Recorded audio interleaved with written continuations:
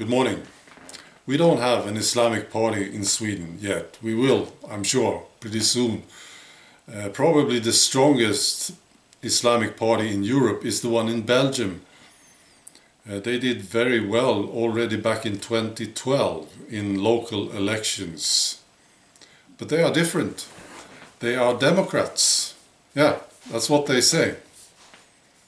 In their program, they have halal school meals, Islamic holidays, girls' right to wear scarves in school, and separation of men and women in public transport, for instance. And they themselves say that the Islamization of Belgium is in progress. It may take decades, but their conclusion is clear. Belgium is going to be a Sharia-governed country. The leaders said on Belgian TV that within 12 years there will be a Muslim majority in Belgium.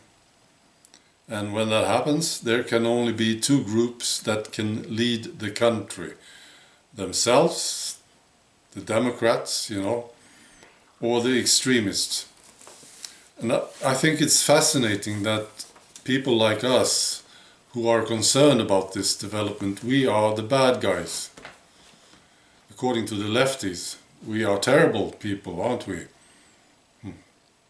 Yeah, they just keep complaining about us. Fascinating. And there was this story. This is from the town of Visby in Sweden.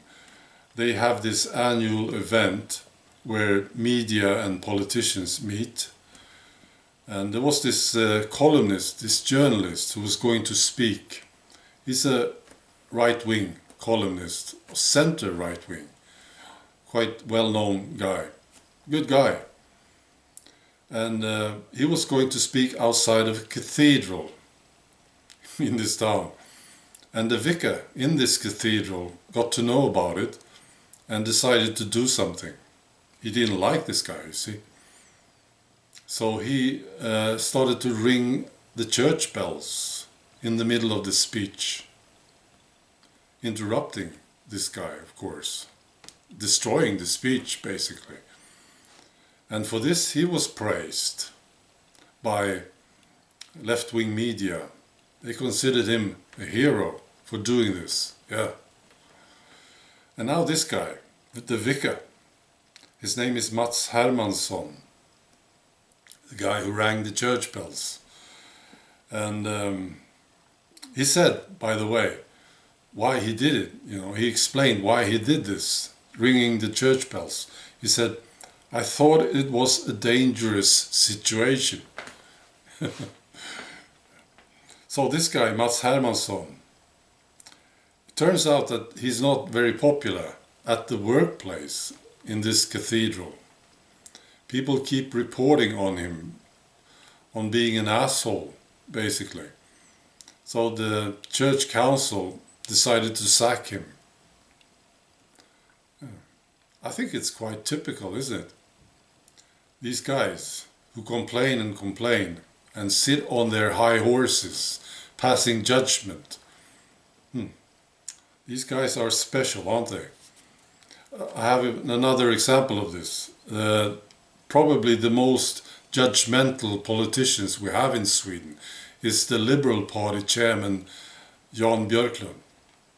He now resigned. Yeah. He's been very, very good, you see. And he's been leading the Swedish Liberal Party for 12 years. And if you start to look into this guy's success, it's an interesting view. The Liberal Party under his leadership has just been going downhill all the time. And now it's almost non-existent. And further, this party is getting to be quite well known for its very huge internal conflicts under his leadership. Very interesting. Now, another thing, BBC. BBC is a good example of this, I think. I don't know much about how this workplace is, but I can bet you it's not very nice. Maybe it is, I don't know. But look at BBC. You know, they have been complaining about people with wrong opinions, of course. Being very judgmental. Right. And last year, the BBC lost 860,000 license payers. And the year before, it was 708,000 that they just lost. Right, that's all.